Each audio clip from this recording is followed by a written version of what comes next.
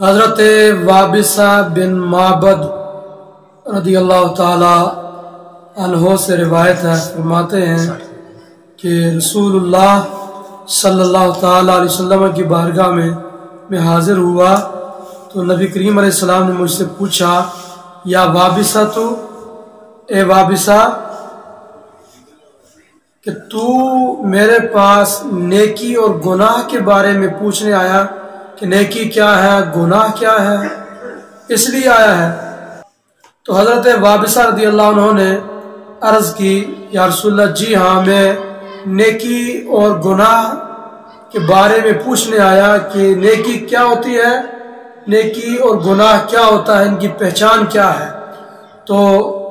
حضرت وابصہ فرماتے ہیں کہ حضور علیہ السلام نے اپنے ہاتھ کی انگلیوں کو جمع کیا تو اپنا ہاتھ مبارک میرے سینے پر مارا، سینے پر جب اپنا ہاتھ مبارک مارا، اپنا خاص تصرف فرمایا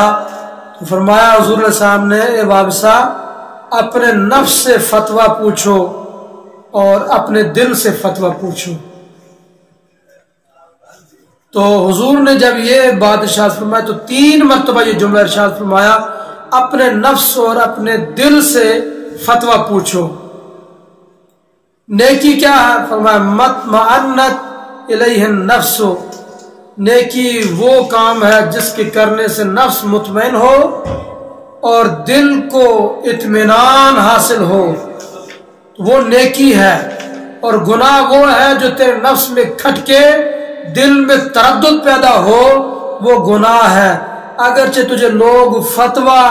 اس سے ہٹ کر دے دیں۔